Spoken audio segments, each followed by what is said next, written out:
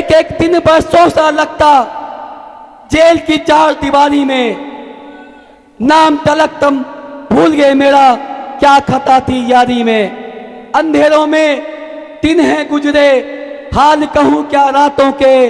तकलीफें मुझ पर क्या गुजरी, बयां करूं क्या शब्दों में। खामोशी के उस मंजर में कुछ शब्द चुनिंदा रखते थे। तुमसे मिलने की खातिर हम खुद को जिंदा रखते थे।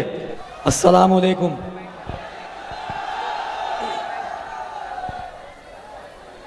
मंच पर उपस्थित मेरे बड़े भाई, आज सड़क से संसद तक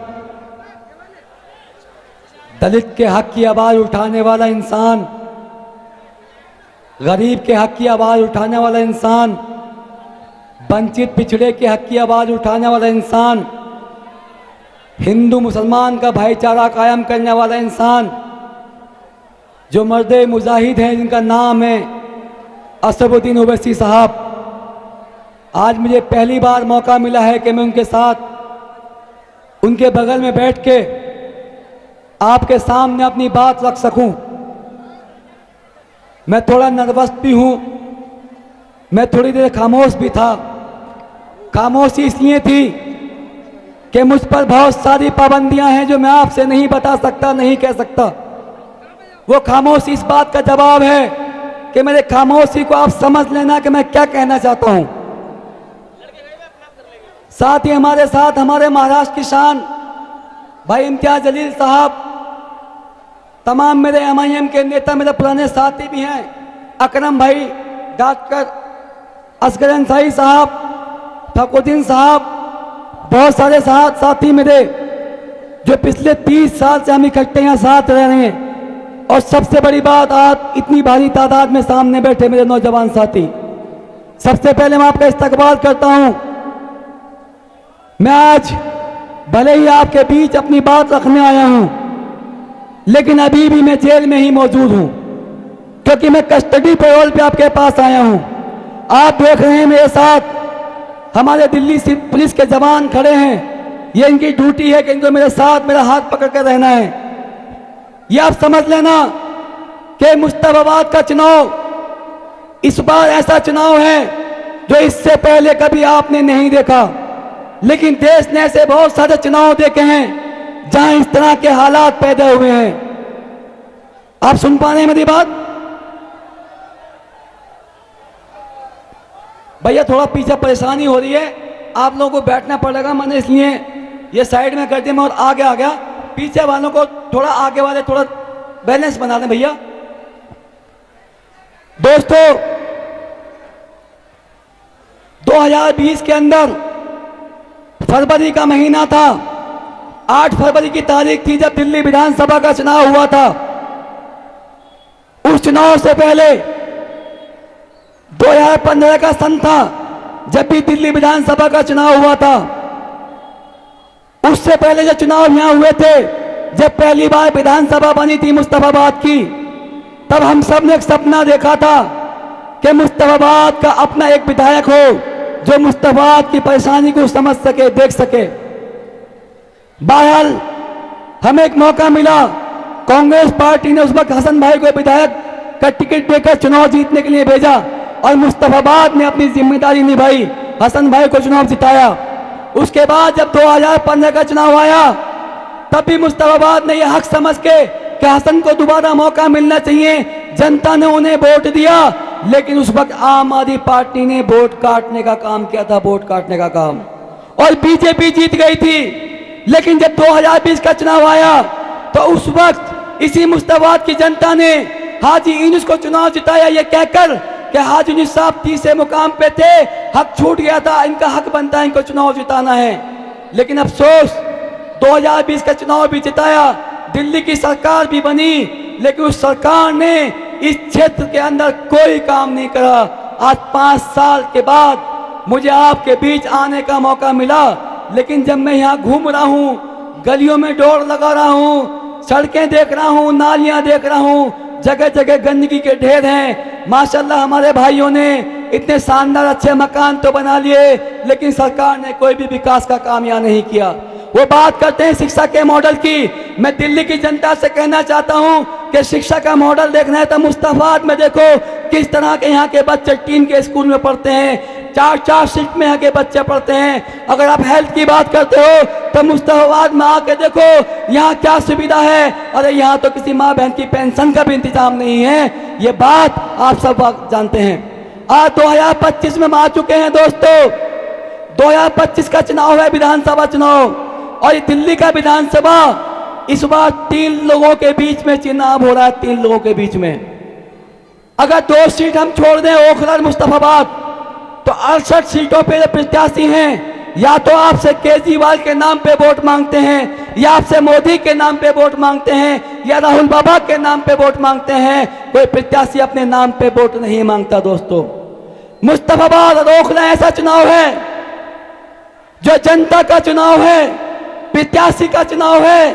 सड़क से संसद तक आपकी आवाज उठाने वाले मर्द मुजाहिद असदुद्दीन ओवैसी साहब का चुनाव है। फैसला आपको तय करना है कि जो आपके भाई खान हैं या अली हैं, आप उनको मजबूत करके केजरीवाल को मजबूत करते हैं, या मुस्तफाबाद का भविष्य सुधारने के लिए हिंदुस्तान के अंदर जो जुल्मियत हो रही है, जो मजलूम पिस रहे हैं, जो नाजायज लोग जेलों में बंद हैं, नफरत के शिकार हो रहे हैं, उनकी आवाज उठाने वाले भाई असदुद्दीन साहब के हाथ मजबूत करने हैं दोस्तों। मैं तो आपका अपना हूं, 30 साल से आपके बीच में हूं, मुझे कुछ कहने की जरूरत नहीं है। मुझे आप वोट दोगे तब भी मैं आपके लिए लड़ूंगा, नहीं दोगे तब भी मैं आपके लिए लड़ूंगा दोस्तों। वोट आपकी है, फैसला भी आपका है, मगर इंसाफ मेरी किस्मत का है। एक वो अदालत है जो देश की अदालत है, जहां पर मैं, मेरे बीवी बच्चे, मेरा परिवार कानून की अदालत में इंसाफ की लड़ाई लड़ रहे हैं। एक ये जनता की अदालत है, जहां मुझे इस देश के संविधान ने, बाबा भीमराव के अंबेडकर जी के संविधान ने लोकतंत्र की एक ताकत दी है कि जनता के पास जब 5 साल में एक दिन आता है तो उसे भी इंसाफ करने का मौका मिलता है। ये जनता की अदालत, आपका वोट, मैं आपसे इंसाफ मांगने आया हूं। मैं आपसे वादे नहीं करता, क्योंकि वादे कोई पूरे नहीं करता। मैंने काम करके दिखाया था, मैं आगे भी काम करके दिखाऊंगा दोस्तों। हालात ये हैं कि कब्जे में है जिनके हुकूमत और जमाने वाले हैं। कब्जे में है जिनके हुकूमत और जमाने वाले हैं। ठहराते गद्दार हमें, हम जान लुटाने वाले हैं। हम हैं हमीदी कौम के वारिश, शाहिद है तारीख मेरी, जंग में हमने दी है शहादत, सर को कटाने वाले हैं। जो लोग आज हमसे ये सबूत मांग रहे हैं वफादारी का, अरे पहले खुद तो तय कर लो। पहले ये बताओ कि वफादार कौन है, फिर वक्त खुद बताएगा गद्दार कौन है। दोस्तों, चुनाव के बाद जो हुआ सबको मालूम है। मीडिया में सिर्फ मेरा नाम चला था, वो नाम था आम आदमी पार्टी का पार्षद ताहिर हुसैन।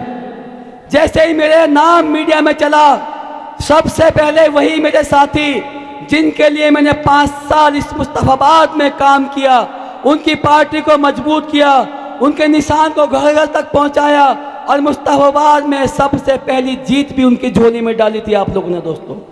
वो साथी जो मुझे अपना भाई कहते थे, वो साथी जो मुझे अपना साथी कहते थे, जब मेरा समय खराब हुआ, मेरा वक्त खराब आया, तो सबसे पहले उन्होंने ये कहा था कि ताहिर हुसैन को गिरफ्तार करो, जेल में डालो और डबल सजा दो।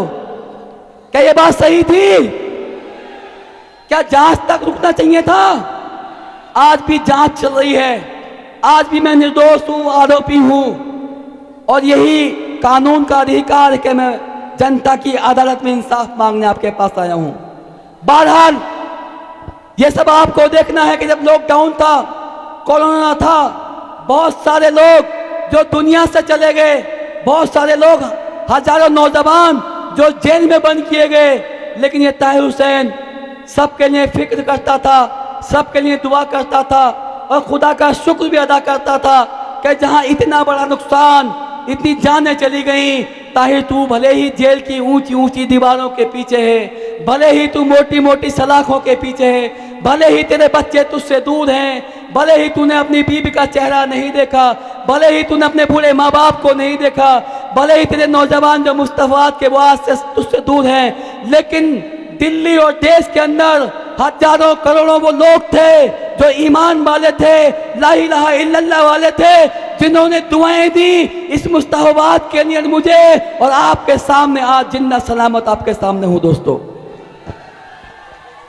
दर्द की बहुत लंबी दास्तां है, एक एक दिन बरसों सा लगता जेल की चार दीवारी में, नाम तलक तुम भूल गए मेरा, क्या खता थी यारी में, अंधेरों में दिन हैं गुजरे, हाल कहूं क्या रातों के, तकलीफें मुझ पर क्या गुजरी, बयां करूं क्या शब्दों में, खामोशी के उस मंजर में कुछ शब्द चुनिंदा रखते थे, तुमसे मिलने की खातिर हम खुद को जिंदा रखते थे। दोस्तों, ये जिस्म अल्लाह की देन है, लेकिन जो जिसका जिस्म होता है, जो उसकी आत्मा होती है, रूह होती है, उसे आप गुलाम नहीं कर सकते, उसके ऊपर आप ताले नहीं लगा सकते, जंजीरों में नहीं बांध सकते। जिस्म अभी बंदी है मेरा, होती रूह गुलाम नहीं, तूफान में यूं छोड़ के जाना, बात तुम्हारी आम नहीं।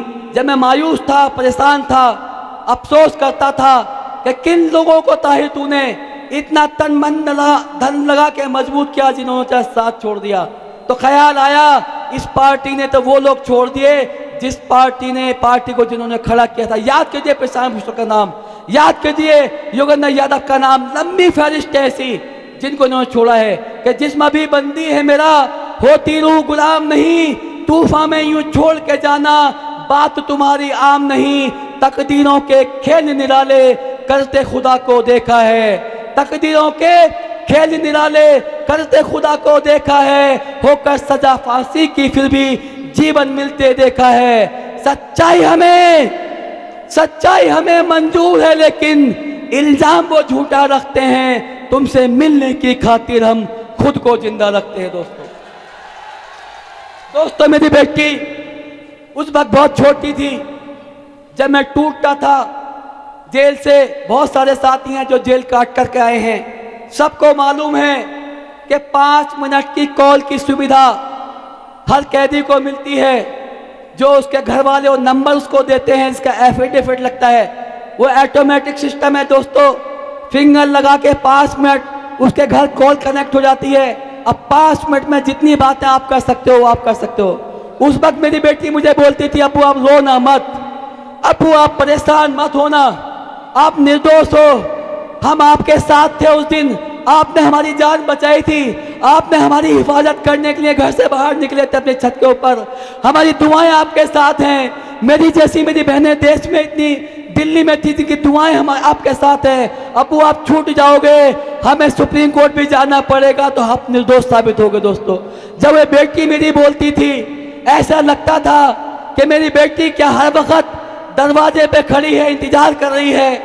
तो मैंने कहा था कि दरवाजे पर नजर है उसकी, दरवाजे पर नजर है उसकी, इंतजार मेरा वो करती है, जल्द आओगे वापस तुम अब्बू, बेटी मेरी ये कहती है। अरे जख्म हमें दंगों के देकर बर्बाद हमें करवाया है, नाकामी उनकी थी फिर भी मेडल उन्होंने पाया है, होंगे बरी अदालत से हम उम्मीद ये ताहिर रखते थे, तुमसे मिलने की खातिर हम खुद को जिंदा रखते थे।